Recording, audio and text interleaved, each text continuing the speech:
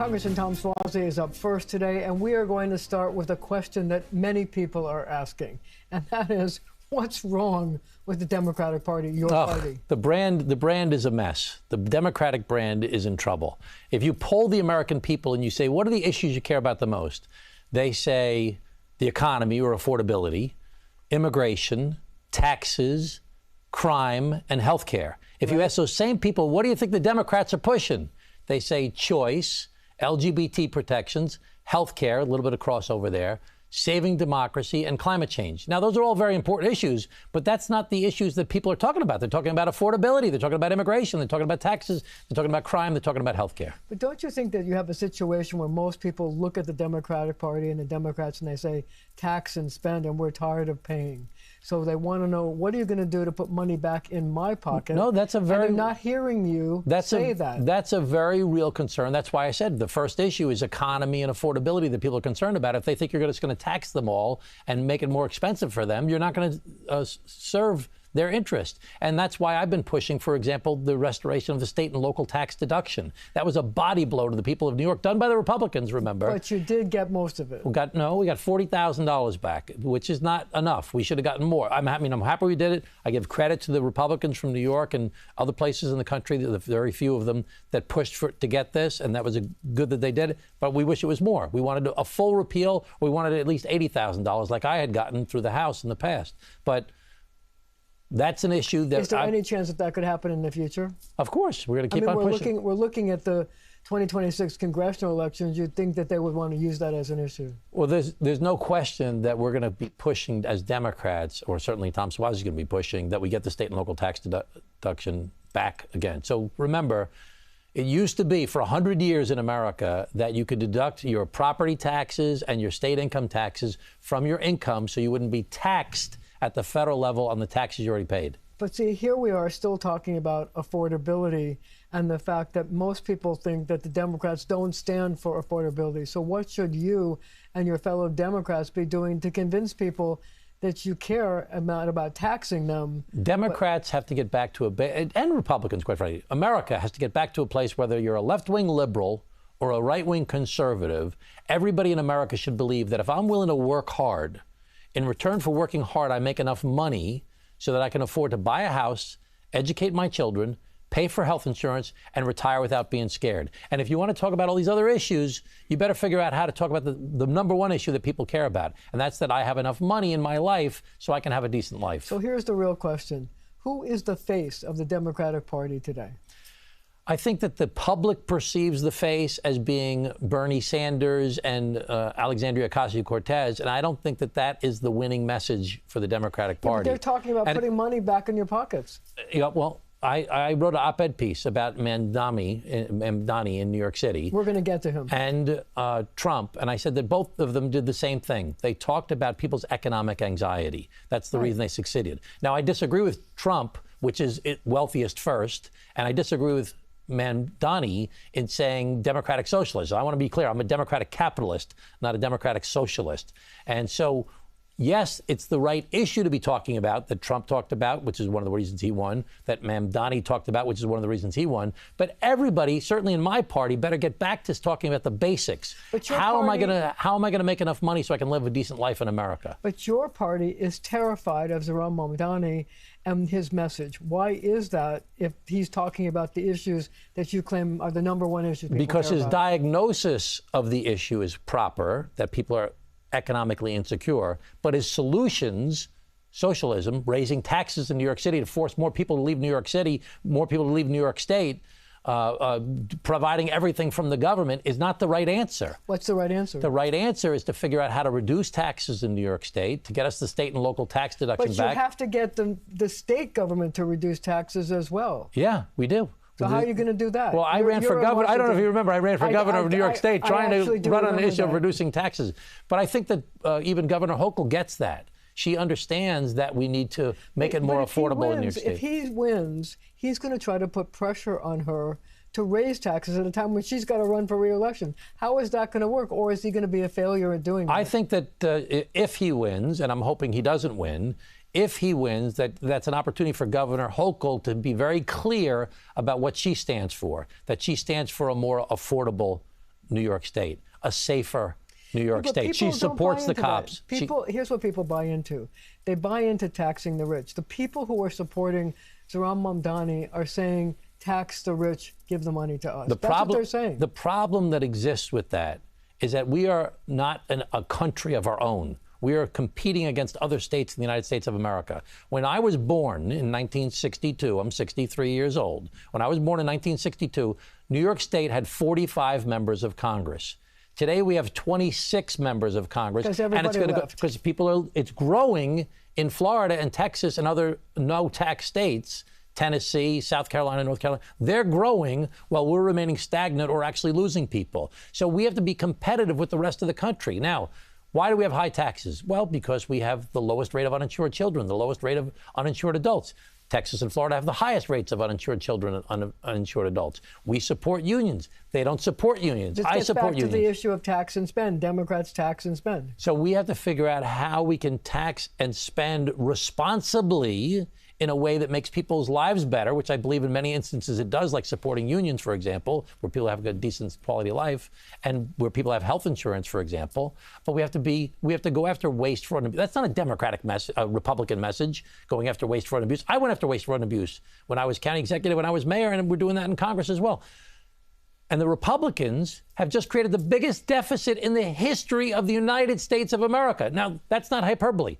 The biggest deficit, they just did this, what they call the big, beautiful bill. I call it the big, ugly bill. And there were some good things in there, but there were three bad things in there. Number one, they're providing tax cuts for some of the wealthiest Americans who really don't need it right now. They are cutting health insurance and food programs for some of the people who need it the most. And they're creating the biggest deficit in the history of America. But see, here's the issue. All those things are true. However, they don't take effect until after November 2026, when people are going to have to vote on Congress. Well, that's cynical politics. That's cynical, awful politics. But let me ask you this question, though. Okay, so now you have Hakeem Jeffries. He's the House Minority Leader who'd love to be the head of the House. And I think he should be. He's fantastic. But let's ask this question. What does he do about Zohran Mamdani? Does he endorse him, or does that hurt him in trying to take control in 2026? Listen, I have not talked to him about it recently. I don't think he should endorse Zohran Mamdani. I think it would be bad for the Democratic Party nationwide. But President Trump wants him to be the nominee. He wants to run against him. Of course President Trump wants that. He wants to make him the face of the Democratic Party. We are democratic capital. Capitalism has raised more people out of poverty than any other system in the history of the world. But people are buying It has created more innovation. And socialism has failed everywhere throughout the United States of America. Zohran Mamdani and other democratic socialists should create their own party, because I don't want that in my party. I believe in free enterprise. I believe in democracy. I believe in the democratic ideals. Do I think there's a problem with affordability? Absolutely, there's a problem with affordability. We have to make things more affordable, but we have to also support the police. We have to reduce costs. We have to reduce taxes in New York State to make us more competitive with the rest of the country. But some of the things you're talking about cost money, like supporting the cops. The cops in New York City are not paid anywhere near what they're being paid in Nassau County, where you represent. Yeah. So do you raise their salaries? And if you do, you have to raise taxes. How do you pay for it? Yeah, right. So I'm not the mayor of New York City that can give you all the budget details of what's going on, but a very big part of this is a cultural thing, okay? We must support law enforcement. It's essential. I'm one of the few Democrats that was endorsed by the police unions in my last elections. Why? Because I've always supported the cops. You have to support the cops. Now, should we go after people that are acting inappropriately, that are discriminating against people because of their color? Yes, we should go after them. Should we focus more on people with drug, alcohol, and mental health problems and help them address their needs so their problems of drugs, alcohol, and mental health don't become the biggest problem in their lives? 75% of the people in jail have a drug, alcohol, and mental health problem. Should we address that? Yes. But at the same time, we must always support the law enforcement community, because they're putting their lives on the line for us, and we need them, and we need them to be respected by us. So that we're going to have to leave it right there for now. But next up, I'll be talking to the man who wants to unseat Nassau County Executive Bruce Blakeman.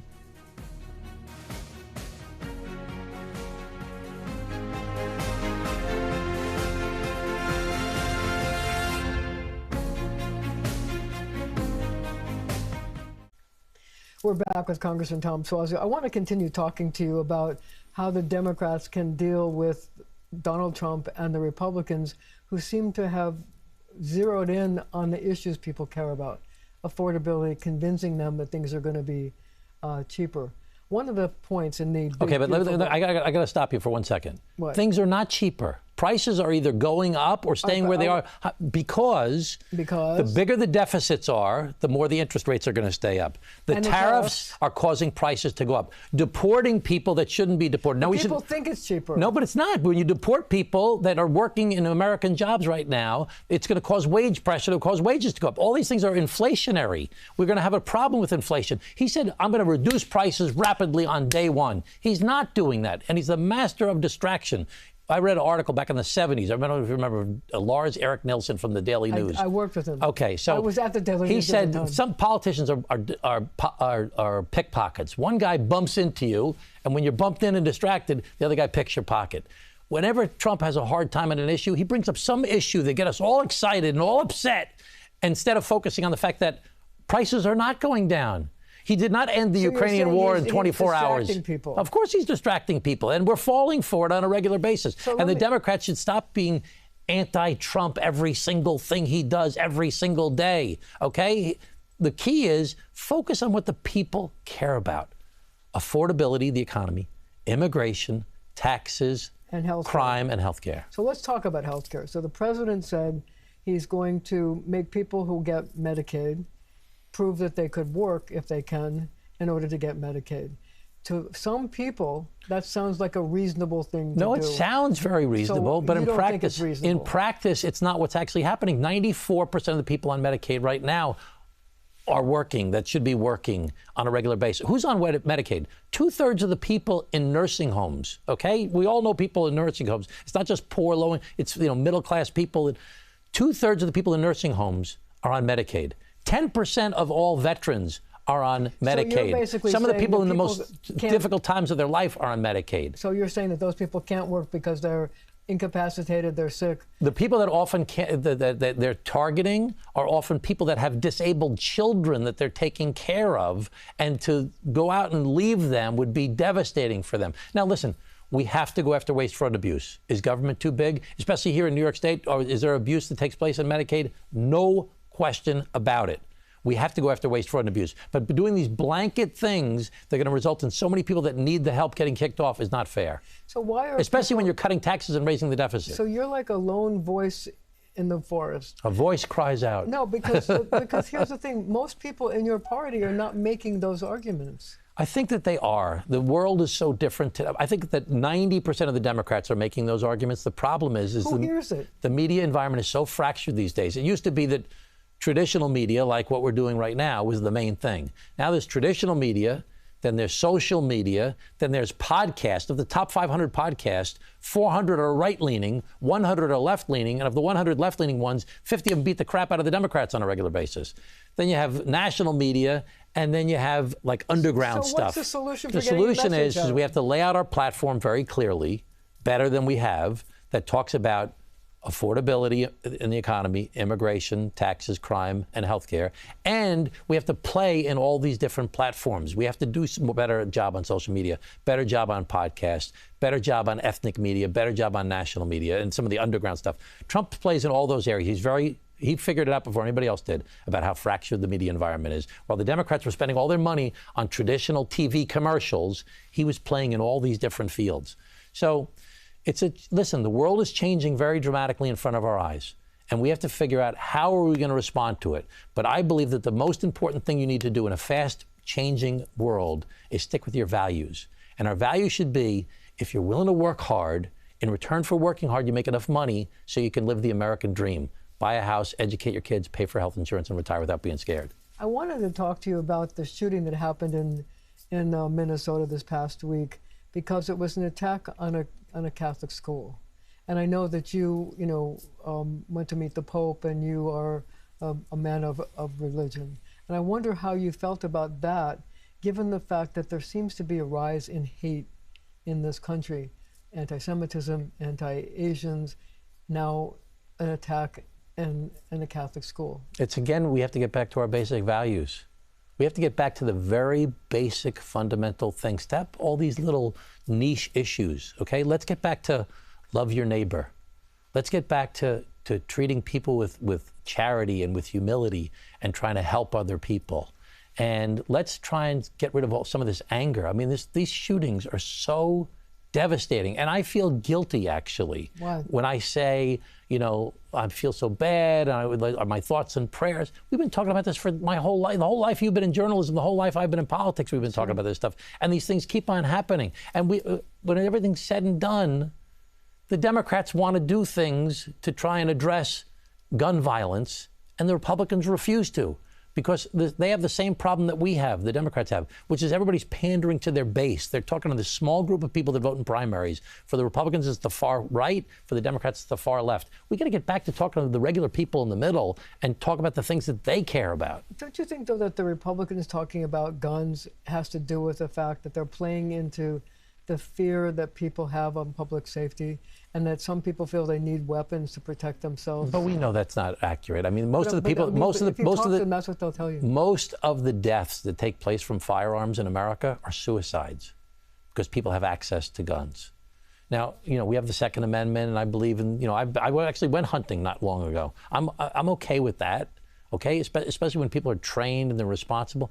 But let's enforce the red flag laws that if people have mental health issues, they can't get a gun. Let's do background. How could it be 90% of Americans are in favor of background checks for guns, and then we can't pass that law at the national level? Because everybody's pandering on the Republican side to the far right. See, I guess the question, something that I think about a lot, is the fact that revenge has become acceptable in political life these days. Terrible. And the president's doing that more than anybody. But the question is, don't all of the people in politics, Democrats and Republicans, have to get off the revenge tour? Yes, absolutely. Don't you think it sends a message to people it's okay to go shoot people? Yeah. I'm the co-chair of the Problem Solvers Caucus. I'm the Democratic co-chair of the Republican co-chair of the Problem Solvers Caucus in Congress. It's 50 members, pretty evenly divided between Democrats and Republicans. And we work together to try and find solutions as to how we can move forward. Now, right now, this administration is not doing any bipartisan stuff. But if they do, we're ready. We've got a whole group of people ready to do bipartisan stuff to secure the border, to fix the broken asylum system, and to treat people like human beings. If you've been here for more than 10 years in America and you haven't committed any crimes, let's give you a chance to have a work permit. We don't have to give you citizenship. Let's just give you a work permit so you can go to work and pay your taxes and not separate these families. Let's work on permitting reform to make things more affordable and get things done more quickly. Let's work on the debt and the deficit. There's so many things we could work on together. Most people in politics are really good people on both sides of the aisle, Democrats and Republicans. But you cannot solve complicated problems in an environment of fear and anger with everybody just yelling and screaming at each other. You need people to sit down and say, I believe this. Well, I believe that. Well, how about this? Well, how about that? And work together to try and find a solution. That's what people want. It seems like such a far-fetched idea to come out of Washington, that people could work together. I live it every day. I talk to people every day. I know a lot of Republicans and Democrats that want to. But you don't see that coming out in Washington. We got to break through. That's the hard part of politics. I mean, listen, I've had a lot of great ups and a lot of great downs in politics, okay? I've had a heady experience as the young mayor of Glen Cove, the youngest mayor in the history of Glen, the young county executive of Nassau County, the youngest one in the history of the county. I ran for governor of New York, smashed. Became a member of Congress. I was doing great in Congress. I ran for governor again, smashed. I covered all your campaigns. Then I was out of politics, and I thought, okay, I have to be happy with my life being out of politics, out of public service. I love public service. I love trying to help people. I got to be happy without that. So why did you get back in? Because George Santos turned out to be the biggest story in America. And for the first time ever, Democrats said, please run. So I ran, and I won, and I'm back, and I'm here with you. Do you regret running again? No. I love the opportunity. I've lived my dream of being able to build things, to help people, to clean up pollution, to help people. I would love to get something done on immigration. Would be my biggest goal, to actually secure the border, but also treat people like human beings. I'm building a coalition of business, badges, and the Bible.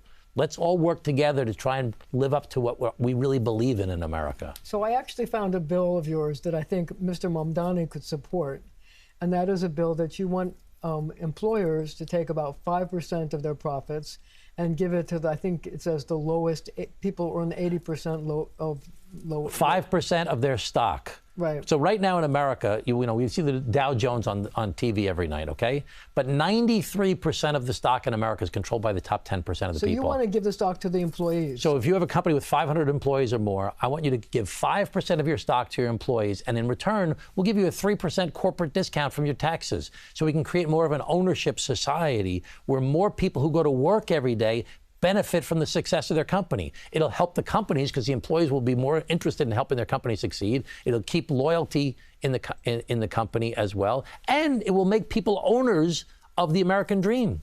Sounds a little bit like socialism. No, because it's voluntary for the companies to do it. It's capitalism on steroids by trying to encourage employee ownership.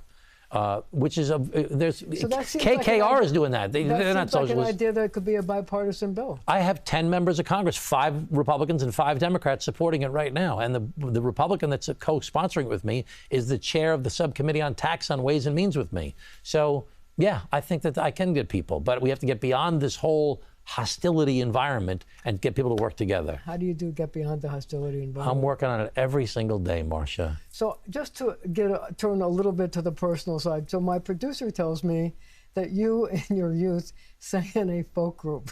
Yes, at church. So I'd like you to tell me about it. And like, did you really sing like Puff the Magic Dragon? What did you do? No. We sang like Eagle's Wings and Here I Am, Lord, and things like that. Yeah, they're beautiful songs. And what happened was, actually, this was in my 20s. I was an altar boy. I was a lector. You know, I went to St. Patrick's Grade School. I went to Chaminade All-Boys Catholic High School. I went to Boston College and Fordham Law School, 2 Jesuit schools as well. So that's a very big part of my life. So I met my wife, who was now my wife, at a bar at night. And I was like that. She blew me off at the bar. The next day, I was in the folk group. She was in the church while I was at the church. I was like, a bar at night at church the next day. That's the perfect woman for me. And you met her, and so, but you've continued to sing and play the piano? I can't play the piano, but no? I sing. I sang at my fundraiser. I sang a Dean Martin song the other night. You did? You're nobody till somebody loves.